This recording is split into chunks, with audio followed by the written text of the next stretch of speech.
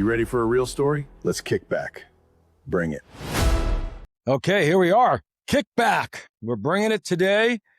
And just like my guest said, he's a kid from New York. He's just a kid from New York. And he's from Brooklyn. Him and I met, I'd say about 2 months ago at an event, right? I think it was an event. Yeah. I think it was Bobby Khan's birthday party. Yes, indeed. Absolutely. Exactly. It was a blast over at the Sahara. So we had talked then. He's a up and coming influencer, if I could say that. He's somebody that worth listening to, and we had a great conversation. We wanted to hook up here on the podcast. He has a lot to say, a lot to discuss, and we're going to get a different perspective here. I know that being from Brooklyn, New York, and you come to Las Vegas. So what are you seeing and from your perspective on the difference of the mentality of people in general of Vegas compared to Brooklyn, New York? Well, you can see like the major differences as far as population density, attitude, how people approach issues. And so how they approach issues in Vegas compared to approaching them in New York? So in New York, things can, how can I say, escalate really fast out of nowhere, just off of a simple stare for 3 seconds for you, just looking that direction at someone. And here in Las Vegas, you can catch yourself staring at someone and that's, hey, how are you? It's a different way it's approached. Okay, the approach is different. And maybe it's from me being from the outside looking in or the inside looking out. You know what I'm trying to say? Like, from the New York perspective, and then in Las Vegas, I'm a visitor. So I'm outside the bubble. So I see things a little different. Like a tourist does, like any tourist does out here. Yes. Now, you're out in Williamsburg, New York, and some people don't know what Williamsburg is. But Williamsburg, you've been there your whole life, or did you start another part of New York? I was in that part of Brooklyn for 34, 35 years. Okay. Yeah, all right. So practically my whole life. Probably your whole life there. Yeah. And so what are the changes that you've seen? Because obviously we know there's a lot of stuff going on in New York right now. Yeah. And, of course, you have that new mayor with Mayor Mandami, and we don't want to get too political. Yeah. And so everybody sees things in the media and they see things on the news. Is it accurate what's going on there? Are you seeing a change from when things changed when you had a different mayor in there? I can say things are changing as far as it getting harder. Getting harder, huh? Yeah, getting harder for the common folk out there. Yeah. Everything's a big promise out there. We're going to do this. We're going to do this for you guys. And then they end up charging us for living there, not just rent. Not just rent, huh? Not just rent. Now you got this congestion pricing coming. Oh, it's hitting us hard. That's hitting us hard. So tell me about that. What is that price? So like, why would I want to buy a vehicle and put money into the economy, like buying from a major dealership like Honda or, a major car manufacturer, General Motors or something like that, influence the economy when I got to pay to go where I live? You know what I mean? If I go cross the bridge over from Brooklyn to Manhattan under 59th Street, I'm paying a fee for that. And they want you to run and do the mass transit, and the mass transit is a 100-year-old system that has yet to be upkept like a world-class system. And that's the subway as well as the bus lines? As well as the bus lines. And the MTA comes and hijacks all these bridges that they didn't really build or really maintain. Right. So they already had the Tri-Borough, the Bronx Whitestone, the Throgs Neck, the Verrazano, the Hugh L. Carey Tunnel, and Queens Midtown. They hijacked the Ed Koch Bridge, the Williamsburg, the Brooklyn Bridge, and the Manhattan Bridge. Why should we pay to cross a historical bridge such as the Brooklyn Bridge? So, I mean, getting anywhere in New York costs $1 or more. You're paying. I know that the Verrazano Bridge right now. Man, I mean, what is that right now? Like $15 or something like that? I don't have accurate numbers, but you can go and look on the MTA's website and they're charging per axle for trucks. So when that's affecting commerce, this is how we get our goods. People don't understand. This is how we get our TVs, our couches, our apples, anything. Your phone comes in a truck. So being in Williamsburg, what do you take primarily? Well, I have to use the subway if I'm going to go into Manhattan because I'm not going to pay $9 to cross a bridge. Right. What is that all about? I'm already paying for gas. If I got a car, I'm paying for insurance. I'm doing this, I'm doing that, or getting a cab. So I just take the train or bus because I have to. You can't walk but so far. Right, exactly. You know, New And York so, is conveniently compressed. So if you don't want to travel certain ways because you want to get to certain places, you don't have to. But if you need to get to a government building or something like that and you're outside the area, you will be forced to use the MTA, which isn't always the worst thing in the world. exactly, I okay. don't want to just 100% shut them down like that. But the system down there is like another dimension. Is it really? Where I never seen where like you would look on Instagram or TikTok and think Right. something's AI, and that stuff is actually real. What you're So seeing. give me an example of So that. like when you're seeing the people on the platform just acting crazy. For instance, 125th Street, Lexington Avenue, 4, 5, and 6 train. Okay. Capital of what they call K2, the synthetic marijuana. Okay. The capital of this is known knowledge for millions of people. Why hasn't your mayor done anything about that area? So K2 is the big thing. It's a big thing. And fentanyl. Well, But, of course, fentanyl, that's but that's everywhere, a yeah. nationwide That's thing. nationwide, And sure. so it's even larger. So, but the K2, the synthetic marijuana, it's so prevalent there. They're all over the train station. Police officers are standing there. They're just looking And at so are this. they dealing it right there on the subway? They're dealing on the subway, the platform, the sidewalk in front of the establishments as far as franchises. And the police are just standing there. Police are standing there. Do they look the other way, or they just don't even care? I want to say they don't care because I don't know what's given to them as far as memos and like quotas. What they can and can't do. Because they're allowed a certain amount of discretion. So police officers in New York, I don't want to say like in all over the country. Well, yeah, you don't want to lump them all together, but they're allowed a certain amount of discretion for like lower level offenses. But this, to me, is an epidemic. It's changing the mental fabric of folks. So these people on the platform that they're dealing in this K2, as you said. So are these people passed out on the platforms? They could be passed out. They could be in what they call an epi, where a person is having this they're living an imaginary life for some time. So there's people that think they're drowning. There's people that think they're flying. They think they're Superman. They might even think they're in danger.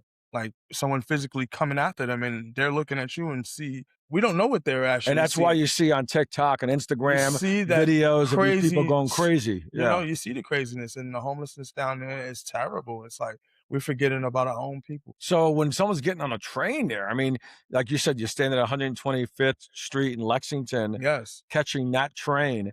I mean, are there business people getting on that train? Are there people? There's a major Metro North station there. That's the first stop in Manhattan. So that's 125th Street, Harlem. So you greeted with that right there. That's what you get. And the next stop after that is the last stop, Grand Central. So it's insane. It sounds really insane. So have you witnessed anything like where someone has done something to somebody or fell onto the tracks from this? I mean, you see people get pushed on the tracks now. And I'm glad I didn't have to see something that awful in person. But there was a time where I was working for a particular HVAC company.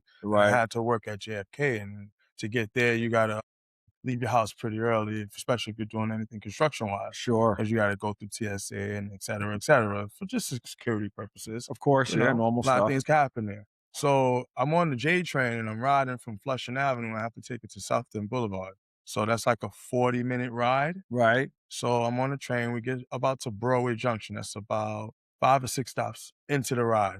So it's just, people spread out in the car. So it's this guy just like acting real funny in the car. Okay. And he's like kind of like trying to get this girl's attention. So now I'm trying to figure out if they know each other. Because then I'm gonna mind my business because maybe I don't really know what's going on. Right. But I can see that she's starting to become frightened. And this is a big problem in New York. We all call ourselves sticking together. We're New Yorkers, but we'll sit there and watch something on the train and pull a phone out and just record it. And that's what astonished me the most. People won't stand up. So what I did, I didn't approach them or anything of that nature, but I had a tool bag and I pulled out a pipe wrench and just sat it on top of the bag. Just in case. Just gave them a look. Like, if you go for that lady, I'm coming for you. Right. And it's not about the get back or the revenge. Stand up for what's freaking right. Because when people know that there's people that's going to stand up, it's not about, you're a snitch, you're a rat. That's wrong. And you know it. Cut it out. And when people know that the people going to stand up, that's when the crime stops. So why is it more people standing up? Why don't more people do what you just described doing In your opinion? The moment is real. It's like how guys in the military say, "I never served," and thanks to those guys that did, Absolutely. But I learned from a guy named Nick Irvin. He was Okay. a U.S. Army Ranger, 75th Regiment. Okay. When you're out there, you can't be scared. You just gotta do. Right. You have to. And I'm not saying that everyone is equipped that way. I'm not saying I'm some badass John Wick guy or something like that. But you know what I mean? Right. But you gotta know when it's time to stand up. So you think that most people are just Some afraid? people are afraid. They're just I think afraid. they're afraid because you don't want to stand up and you become the victim. And they're hoping that there's a John Wick type guy on the Yeah. train, someone like yourself who's willing to step up instead of them. Yeah. Something even like that Marine veteran, that situation happened on the train with the guy that was Yes. performing. Yeah. I mean, it was a heavy situation, but think about if that was you and you've seen all these countless folks on the train. It's grueling. And when the city's not doing what they have to do, the people got to stand up. So how many police officers do you think, or have you seen standing on a platform at any one time? It varies, because, they have a lot of commands down there. Okay. So is it like 2 here, 'Cause maybe 3 there, or is it 10? It depends. So, here's my understanding of it. They have transit districts. So, they have police that strictly just focus on the MTA. Right. They're just transit police. They're just transit police. Right. I mean, they can enforce Sure, they're police the law, officers, but yeah. they're still NYPD. But Right. they focus on the trainers. And I believe the buses combined, but I don't know exactly how operationally that works. Right. I don't want to speak on their behalf. Sure, of course It's not. not fair. But with that being said, they have various precincts and they have several barrel commands and things of that nature. So Okay. how they deploy to certain stations based on crime statistics is something that they scrutinize during CompStat. Got it. So that's something that happens quarterly. Excuse me. So they figure out based on their comm stats where they need to put those officers at. So But they could be depleting another area. Deplete another area because it's not 100% the cops' fault. I Of wouldn't course wanna not. put it No. on, No. and this is what makes it a societal thing. Right. When I was brought up in the Sahara Casino that time, when everyone has to do their part and put their fair And that's a share great in. point. That's a great You point. can't just put it. It's just not enough police. There isn't. It's never going to be No matter what police. town you're in. No matter where you live. I can't Exactly. have a guy everywhere. Right. So you got to do your part. The mayor has to do his part. The sanitation guy has to do his part. The lunch lady got to do her part. Everyone pulls together. And this is how we have a society. Right. It's what makes sense. When you have strong people to lean on, leaders. I remember when kids wanted to grow up, I wanted to be a firefighter. I want to be a police officer. I want to be a sanitation guy. Now he just wants to be this rich guy. And It's no values. And that's an important thing to talk about. So obviously in your age demographic, what is the motivation now to go out there and work, let's say, as a welder or an AC repair person, when it seems like everybody just wants to get rich from just getting famous? I think people are afraid of the actual journey. The journey, yeah. You're Because probably right. like me, I'm an active local 638 member, steam fitter. I'm just the B guy. So Right. I'm a metal trades. A guy's a construction trade. So they're the ones that actually take the name steam fitter and run with it. And there's Right. nothing wrong with that. That's just a union thing. Sure, of course, yeah. And they know. Yeah. They know. But the A guys wear the blue vest. If you were familiar with the building that had the partial collapse in New York recently, Okay. the gentleman that was being interviewed with the blue vest and the white stripe, he's an A guy. He's a an A steam guy. fitter. Got it. Okay. So he's one of our guys. Exactly. Okay. That guy that wakes up early in the morning and does his part. Right. You know what I mean? So the disconnect with the trades is that the journey. A lot of guys don't either know how to do it or they're afraid. And They don't want to do it. And why is that? Why is there a fear? I mean, never used to be that fear. And where's that coming from? I think, well, from what I know, a lot of guys don't like another guy on top of them, telling them and holding them accountable every freaking second. Some guys are not built for that. It's like the military. Right. And it's not the same, no way. Sure. But you're still being held accountable. You're being held accountable Yeah. for every little thing that you do. Not like they're pet peeving you. I'm teaching you a craft. It's like a master and what do you say? instead of the jack of all trades, Yeah. you're the master of one thing, and they're trying to build you up into that. So when you're in a trade program, Yeah, and a master needs an apprentice to pass this knowledge on. exactly, And I had to give it to you raw and real. I can't right, give it. This is not sugarcoating. When I need when people need an electrician to come in, I need a real guy to come in and fix this stuff. right. And we're losing this in America, the ability to work with our hands. And we see that because And there's such we're a having a shortage. generational gap. Because also, it's its own fault to itself, the Okay, industry itself. Some jobs are so good, they don't have no turnover. So when that generational gap comes, when it's time to retire, there's the age difference between guys is so huge. And it happens by default. It's like, right, think right. about a firefighter. You don't really hear them hiring that much. And it's not that the city doesn't want to give guys opportunities. That job, guys keep that freaking job. Well, yeah, the money's there, the You know, it overtime, makes sense. it does for And it's a sure. sense of pride of having that job. You know, Right, I go out, I may not see my family, but I'm gonna go fight for someone else's. right. That's just real. You wake up and they really don't, dumb cops and them, they don't know if they're gonna come back. And the other dangerous part about the generational gap and these guys staying so long is that by the time these older people in trades start to retire, Yeah. and there's no young people wanting to do the trades, there's no knowledge to pass down. There's no knowledge, and it's not like a consistent a word of mouth thing going on. Like, yo, that's a good job. This is people Right. don't really know what's going on. It's like almost like a secret society. So it's like it's something that happens by default. It's not like they're perpetuating it. You know what I mean? But it's like that sometimes. So the thing that you're seeing is more that the fear of the journey, the fear of being held accountable, and that's got to start from how you're raised and how you're Yeah. taught. I It's mean, a soft generation you don't want nowadays. you don't want to be held accountable for things. I think they consider me Generation X, a millennial. I think I'm a millennial because I was born 1990, so I grew up Right. in 2000. So Right. Generation Z, I guess these younger folks, Exactly. it's a big difference between us. So It's- you being a millennial now looking at the people who are the Generation Z, yeah, what are you seeing a difference there? these guys in HR go together. You know, That's great. they have created workplace disruption. Really? Yeah, Yeah. it's all about your feelings. I It thought it is. was about the money and the journey. So the feelings coming. So I remember being, I'm Gen X. So Yeah. we used to always make fun of millennials. Now we don't do that anymore. the millennials actually are friends because you still have that same work Core ethic values. and same mindset where now you're talking about it's like a whole new mindset where you're right. Everything's about feelings. Yeah. And we're trying to basically replace attitude of a good work ethic attitude with, well, we got to consider the feelings first. Yeah. We can't consider what needs to be done and how they're going to do it first. Yeah, we're not talking about the job no more. We're talking No. about feelings. We're in Yeah. therapy at work.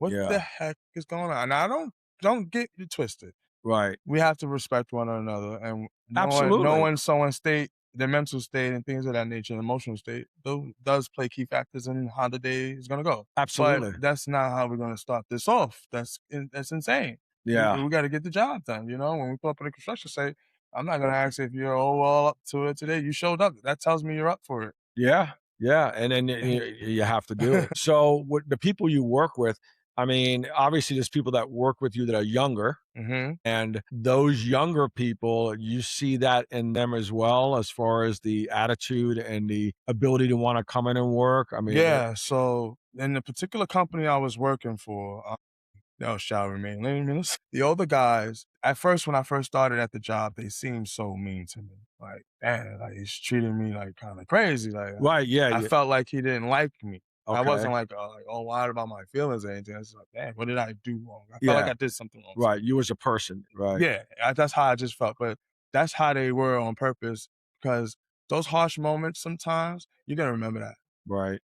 You're going to remember good times too, but you're going to remember some of them harsh. Not like he's being completely like an a-hole, but like when maybe I was a little lazy and I didn't notice that he's teaching me how to become him. Not teaching me just to be myself. He's not being mean to be mean. He's being mean to be nice. Exactly. Yeah. If that makes sense to and to build your character. And I build character because now, like, it's this gentleman I work for. His name is Andrew. He was from Ecuador.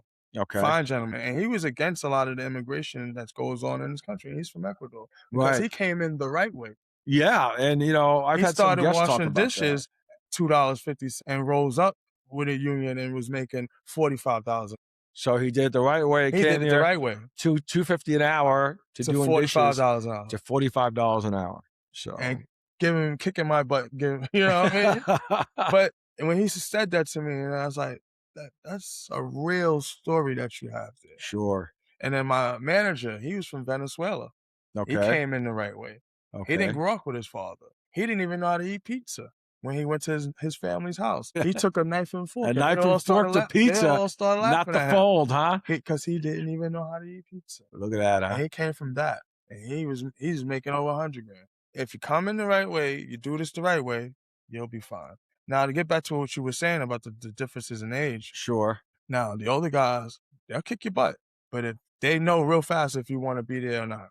Yeah, they'll figure you out. They figure out. Now, Yeah. the younger guys that were younger than me that were there, because I was like a third or fourth year apprentice, so those guys that was first year and second year. Right. Now, there's things that I'm learning from the older guys that I feel like I can present it to you easier because we're like on the same level. It's Sure. like an age difference. If someone's 20 and one's 16 and one's 14, the 16 and Right. 14-year-old are going to relate more to things because they're close in age. Of course. So I feel like we can relate more because we're, as far as work path, we're Right. kind of the same. And age, we're kind of really close on And that. you're basically interpreting what the person who's way older with more experience is trying to teach the younger guy, and you're that midway point to say, here's what this guy's trying to show you.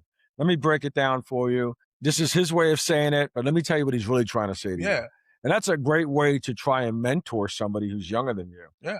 Do they take it and receive it well, or? Depends on the individual. Yeah. But I have like for my age group, the vetting process would be longer because I'm not as skilled as the other guys, so I can't screen you quicker. I Right. can't see right through you. I can't see your motivation. I gotta figure it out because we're closer. And it's like more like, how can I say, walls for me Okay. to go through. As far as the older guy, he just got a wrecking ball. He's coming right through. Yeah. I know if you want to be here or not. Real Yeah. quick. He's First yeah, day. he's testing. That's why you notice people out. like if two younger guys work together, it might take them a week to figure something out. An older guy, one day he knows if you want to work here or not. Are you getting a lot of younger people in their early 20s looking to apply for this, or are they having to be like, do you have to talk people into the job now? I feel like it's grown over the few years because people are finding out the money that you can make. Oh, so the money is But becoming the then most. like in high school, this is what they need to do in New York City. So much people, so much schools. Right. Bring the trades back to the schools. They're missing that because I think is growing up. New York has the most work available. They do. Like you got so much buildings. Yeah. So much I infrastructure. mean, you can do everything from restaurants to construction. You need guys. To doctor. I mean, you name It might it. as There's well be people. implemented in high school. Yeah. And That's a great point. I mean, combined with college, like, yeah. hey, this is another path for you. There's people that think with their minds that go to college. Even like doctors and dentists and things like you still work with your hands, but that's really more of a mind game to me. Sure. I feel like you have to be somewhere different to be Right. working on someone's brain. I just feel like that, you know, and respect to those guys too. Absolutely. But with trades, you're mostly with your hands. You do think and stuff, obviously. You Yeah, follow sure. blueprints and things, Yeah. but it's a skill thing. It's like, are you good? Do these things work? Yep. Muscle memory. Yeah, do these things Yeah. work?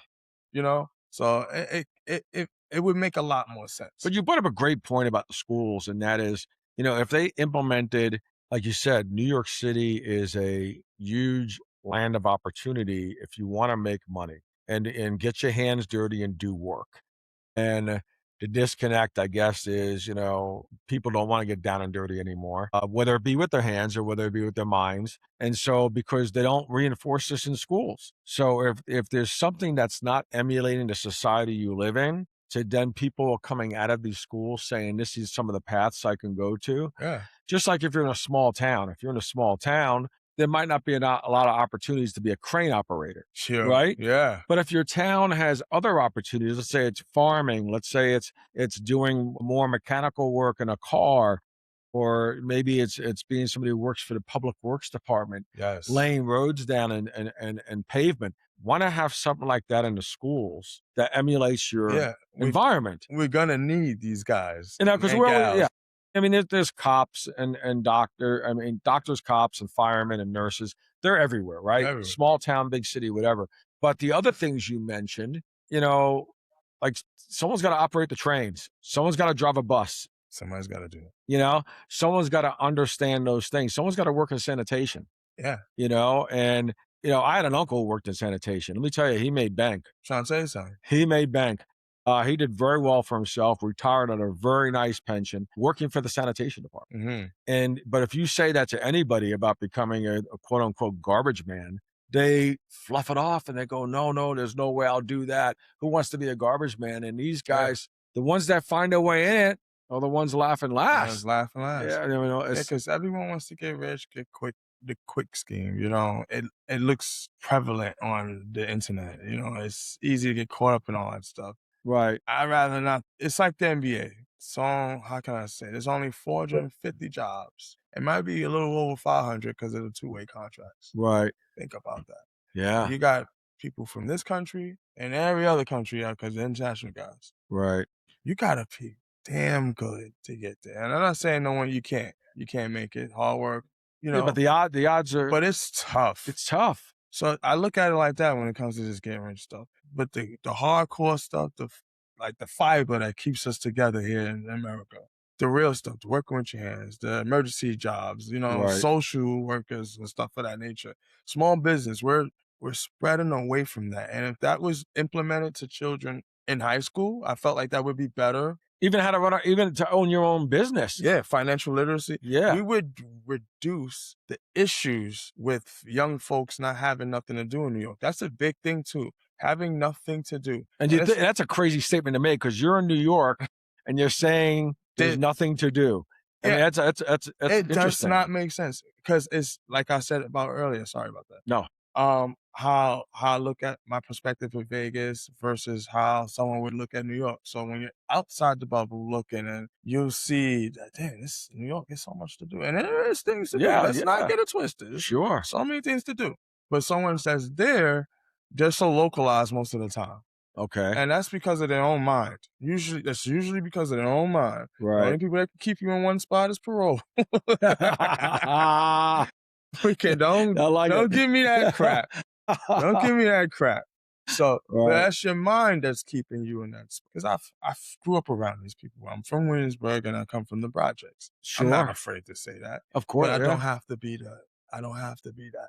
And do you see, being from the projects, that a lot of them say that same thing where they go, I don't want to be like that, or they just give in and people give in. They give in. They just accept that's the way it is. They do not see themselves leaving. And why don't they see themselves leaving? Yeah, they'll blame the government. So they'll go back. It goes back to and then the government way New put York me here. Sets up the welfare system. It's like having a baby in the bottle. Right. And they just keep feeding that bottle to the baby. They will keep feeding you. Why'd you want to grow up? And it's like, you as a man or a woman, why would you want to cap yourself? Right. Why would you want to cap yourself? Like, what the hell? Yeah. Think of yourself as a soda. You could be a can or a freaking 3-liter. Right. I want to be a freaking 3-liter.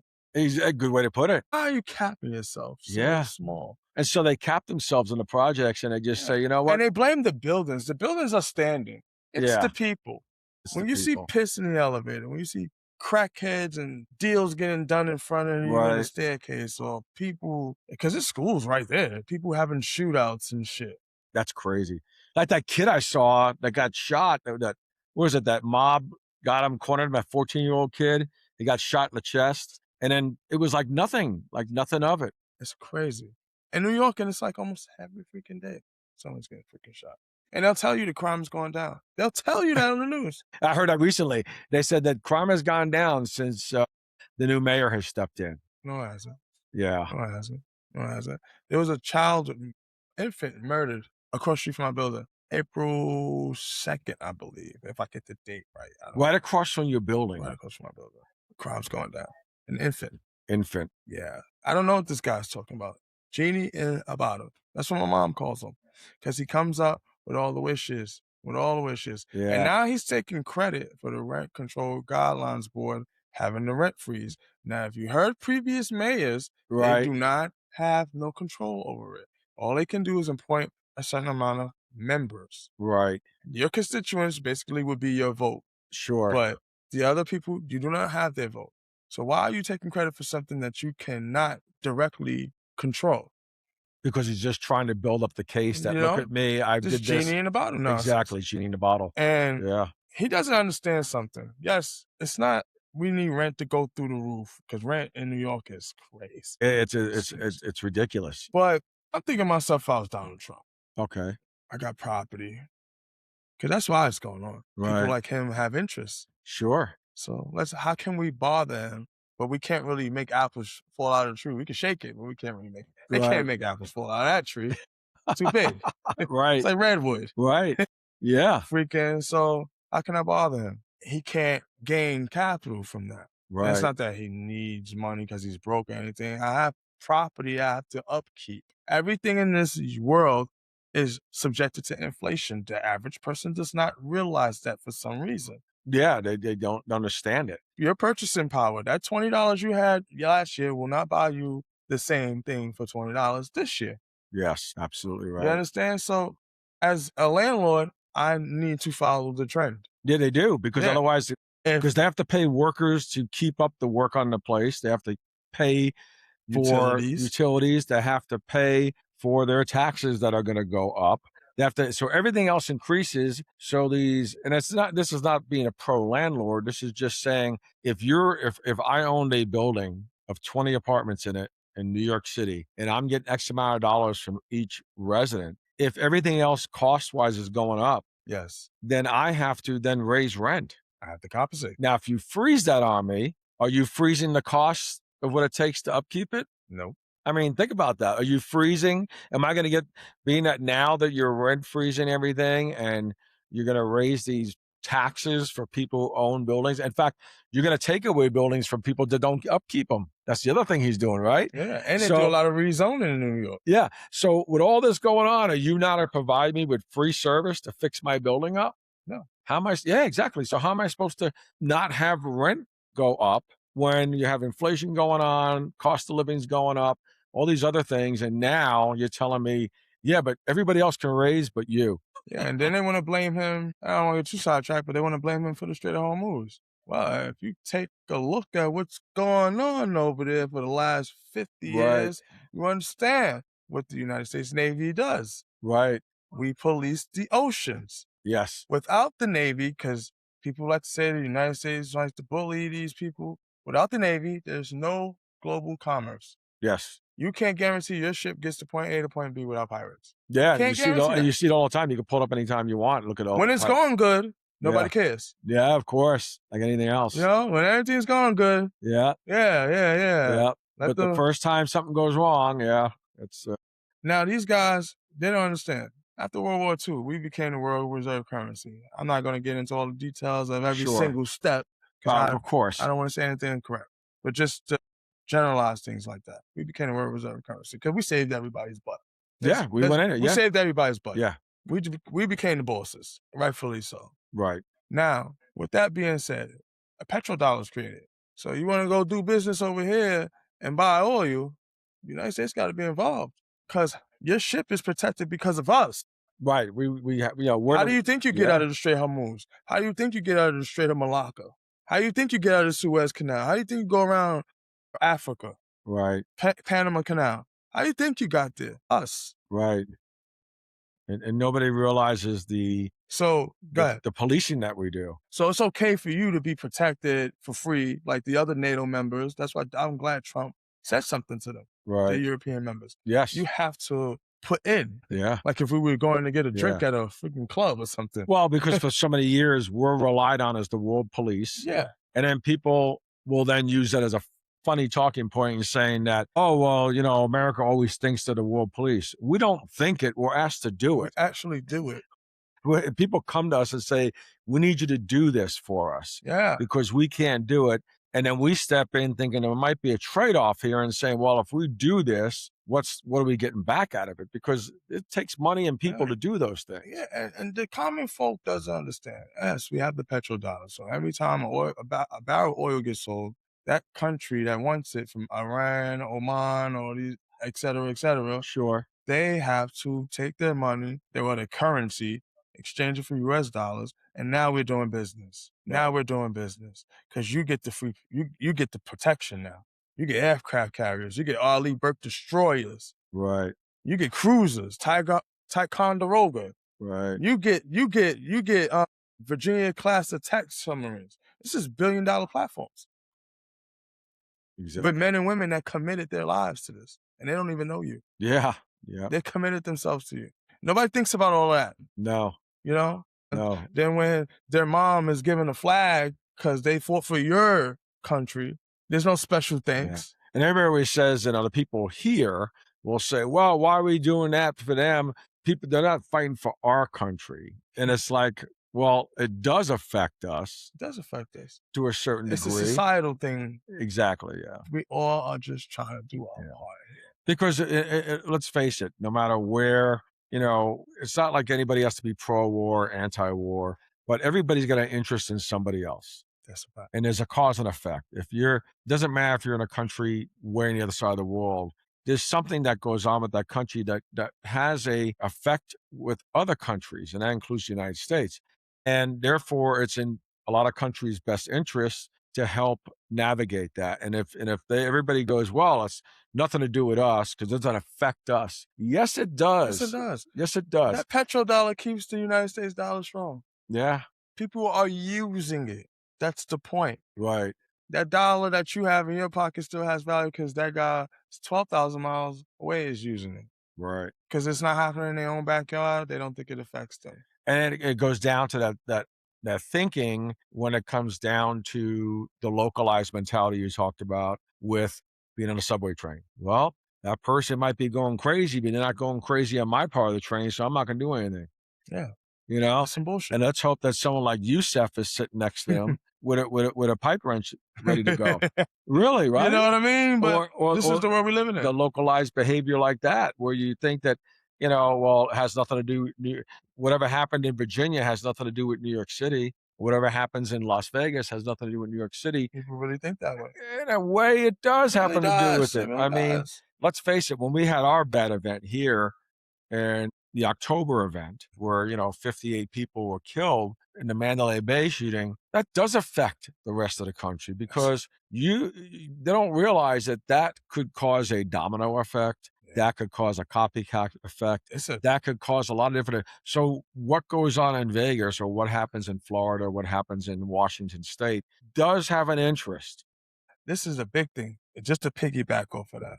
So say that very tragic event that happened in Mandalay Bay. I'm sorry for those people. Sure, of course. My condolences. New York is where 9/11 happened. So anything that happens anywhere around the world, we're watching, like as far as the security personnel. Right.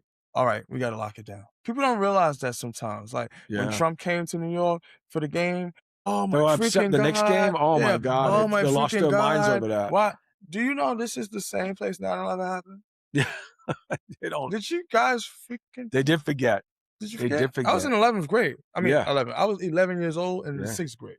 Excuse me. And my school... I was on the treadmill when I watched it happen on the TV here in Las Vegas. I was on the treadmill and I was like, it was almost like I thought it was a clip from a movie or they were making a movie scene. But they forget because I was there 2 months after it happened and the amount of people that came together was unbelievable. But now here we are in 2026 and it's like, it goes back to that one song, that country singer had, and that is, Have You Forgotten? Yeah. Have you forgotten? And it's like, I think we have forgotten. That's like with these Gen Z folks. These are people that don't even know what that day was like. Yeah. They don't because they weren't. From being a senior to a child. Yeah. I was a child when that happened. Sure. But it still affected you though. It affected me. Greatly. Absolutely. Yeah. Because I was in IS 318. So that school was by Larimer Street train station for the J line on Broadway in Williamsburg. So the way my classroom was positioned, you can see the horizon over Larimer. You can't see the buildings. Sure, but you can see the horizon. The school was only 3 stories. Right. So you can only see whatever the last building, tallest building in front of you allowed you to see. So I did see some smoke, but being in 6th grade, you're not thinking about what's going on outside. You're just in your classroom. Sure. So I noticed everybody started getting called downstairs. Hey, your mom's coming here to pick you up, Steve. Hey, your mom's coming here to pick you up, Bethany. Hey, your mom's here to pick you up. Everybody was picking the kids up from school because they don't know what's going to happen next. Yeah. So I get called to the main office. At first, I thought I was in trouble or something. Yeah, right. I didn't do anything but show up to freaking school one time.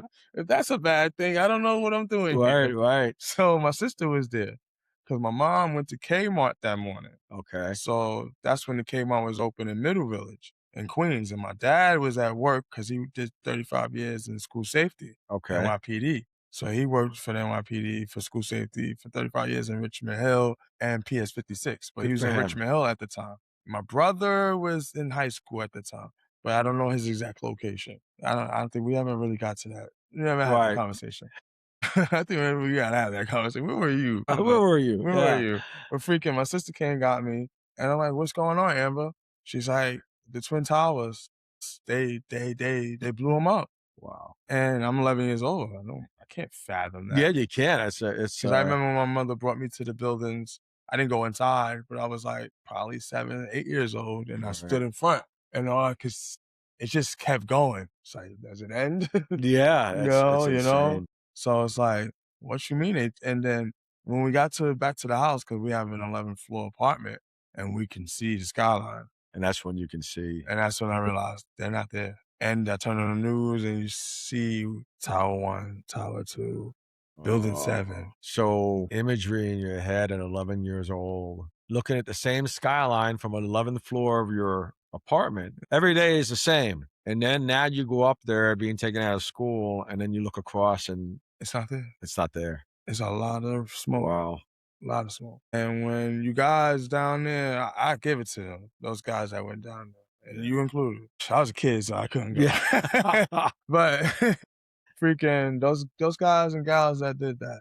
Yeah, I mean, it was that's that American spirit. Yeah, it is, and we saw that down there. But I tell you, the last time I was in New York, it wasn't that long ago. I did not feel that. I'm going there in a week. Yeah. So I'll know again, but it's almost like people have, like you said, localized themselves in their brains, and everything is every man for themselves. I almost feel that. Do you feel that in a way, or? In a way, I think I watched this on Bronx Tale or something like that with Sonny or something like that. Yeah. And he was saying, nobody cares. Nobody to cares. the little kid. Yeah. Nobody cares. And then when he ended up dying and the little kid saw him in the funeral, right. When he got older, nobody right. cares. Wow. It's that real.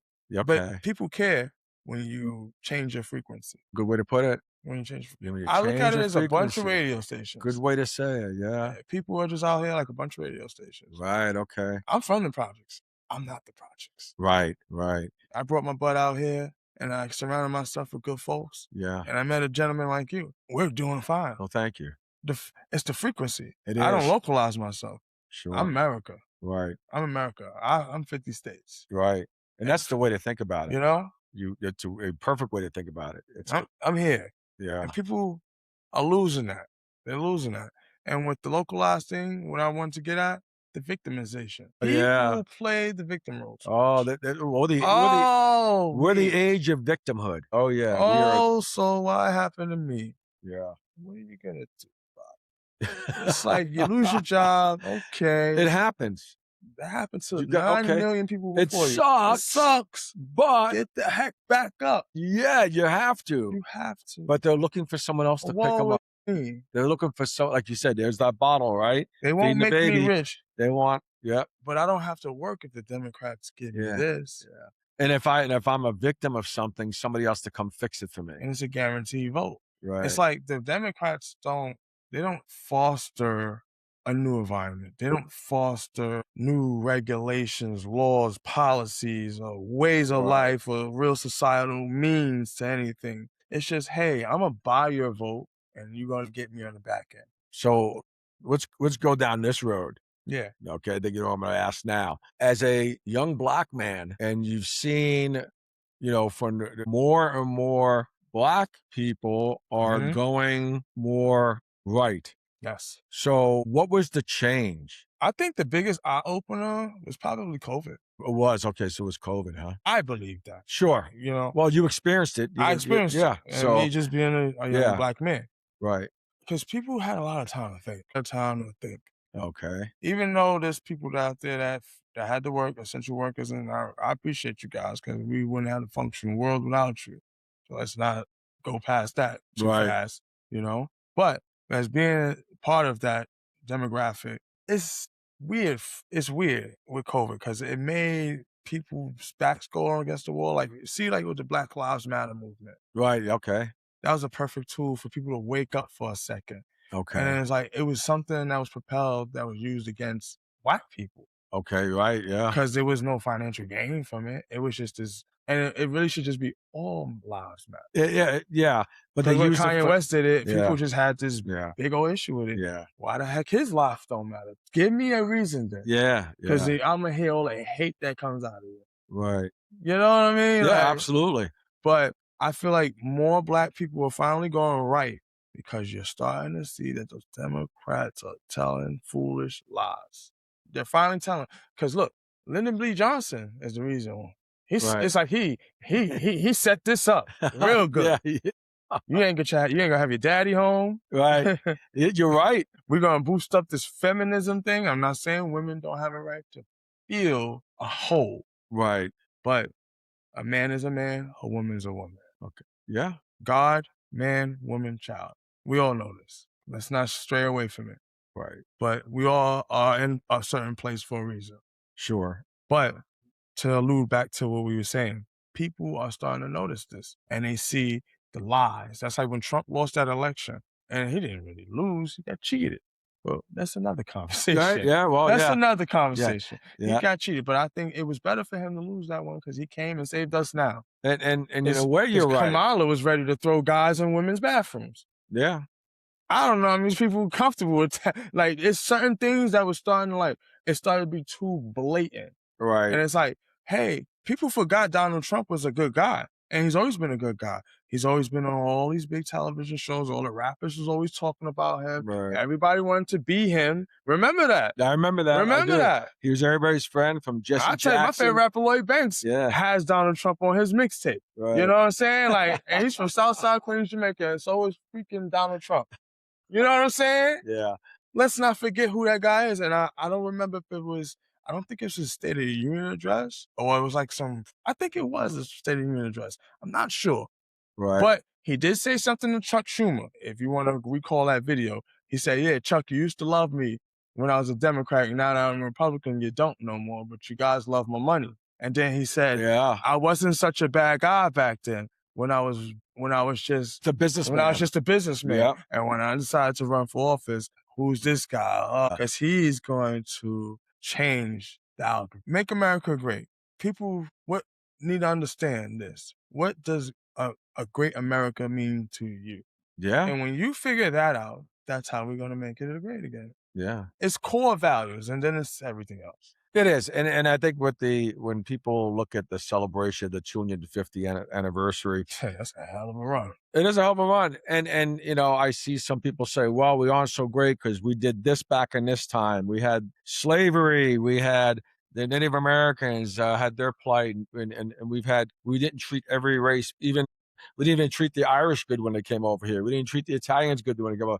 So there's always somebody that was a victim at some point. Yeah. But what we are today, like you said, the core values, there were some things we had to learn from, right? Yeah. We made some mistakes, and a lot of people paid prices for that. But where we are today and what we can do to change today. And what you want to do out there in life, and it's hard to figure that out sometimes, because sometimes some people need a calling. Some people already know what they want to do. Like, when you're growing up in school. Yeah, we have a calling, Some people just know, I'm going to be a doctor. Yeah. Some people just know, Or follow a family footsteps in something. But this is why I said that we need to reinforce some type of jobs in high school and things like that, because those young minds they need something to do. Right. They need something to do. They do. So like me, I've watched so many things go on in my neighborhood. So I watched the development of how drug dealing is and things, gang culture. Right.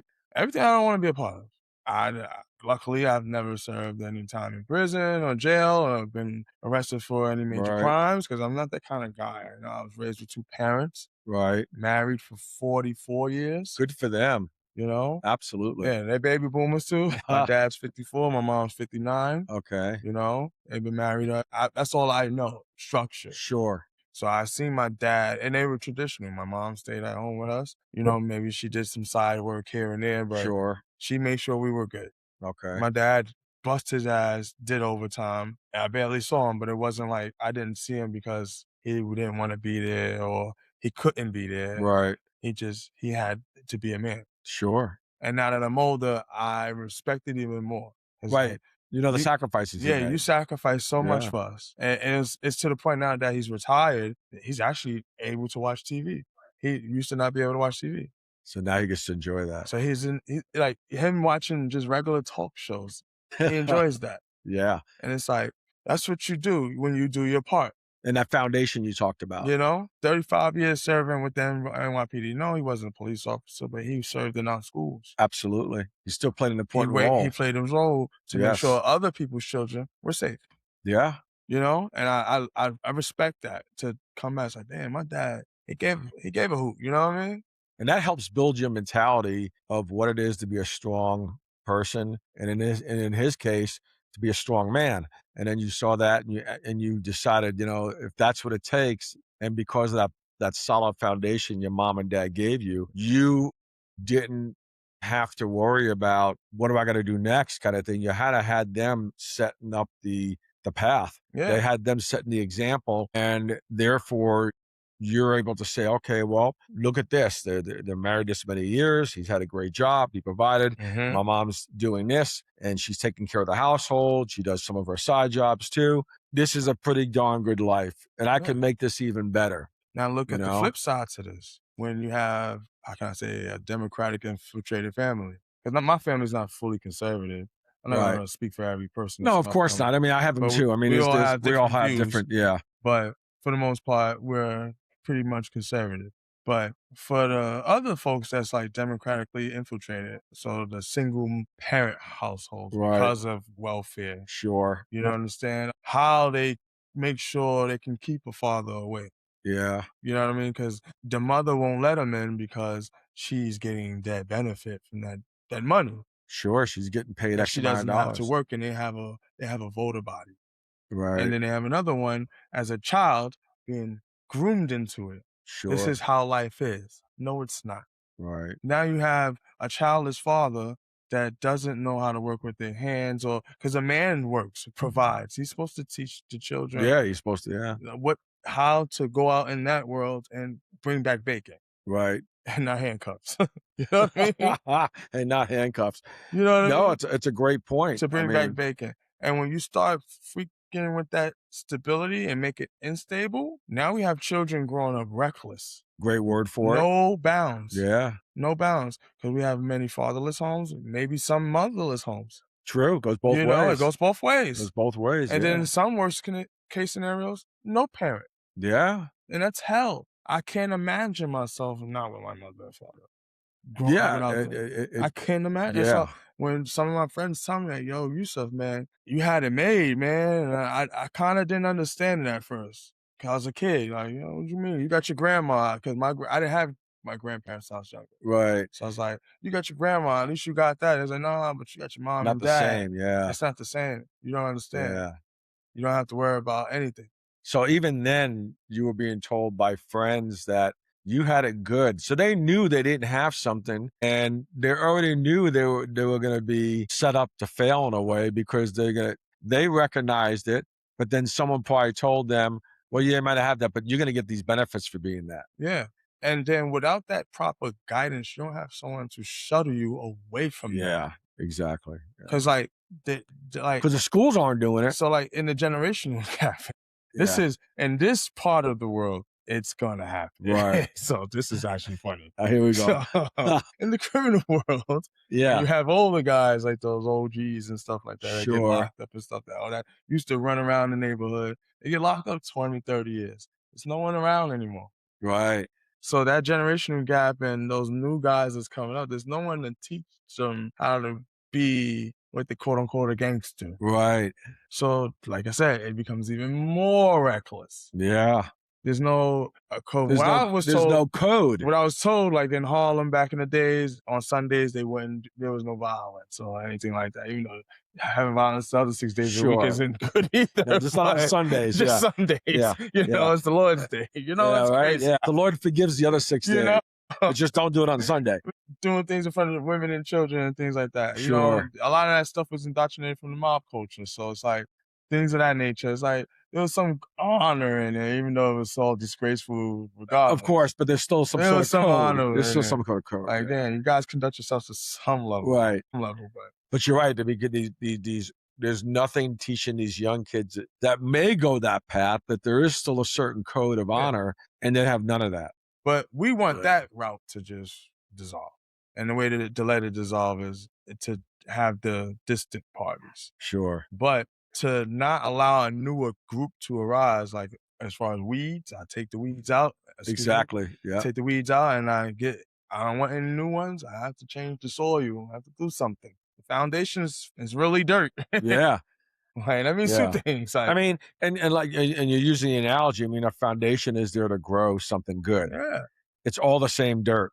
So let's cultivate that. Let's pull the weeds out and let's prevent it from growing back. Nutrients in that. Exactly. And so you use that whole analogy there. Inject into the community. Yeah. Because everything is not just money. People don't need money. People need opportunity. Yeah. And like in a conservative world, things aren't given to you for free. Come on down here, sign up and work. Right. Do your freaking part. You want to make this money? Well, since you have your hand out for someone else's money, you have to capitulate. Yeah. What's wrong with that? Yeah. Right. What is wrong with that? Even the greatest athletes of the world have bosses. Yeah, they do. You know, musicians, they have bosses. Yep. There's always somebody. Your favorite news anchor. Yeah. They have a boss. Somebody answers to somebody. Stephen A. Smith. And he's I listen to him a lot. He's a proponent with that analogy. Yeah. When you have your hand out for someone else's money, you have to capitulate. You do. Yeah. So what is so different for you? Why are you exempt from that? Makes a lot of sense to me. It's like illness. It's like I don't have a word for it. Like, you know, I have narcissism, gaslighting, and et cetera, et cetera. You know, that localization and victimization combined, it needs a term. And those two things together have a lot to do with the mentality out there, and that's what stops a lot of the young people from wanting to grow and to get that wealth. You don't have to get wealth to be a celebrity. You don't have to get wealth through just being somebody who wears a shirt and tie, but you can get wealthy doing normal jobs if you work them right. You pile up enough overtime, and people don't understand overtime happens in every job. Yes, it does. Even if you're a celebrity. I mean, I've known enough of them, and the life can be glamorous at times, but a lot of them have no money. They look like they have money. Look like it. But they are still working overtime. They're doing things to promote whatever they're doing, music, film, traveling here, traveling there.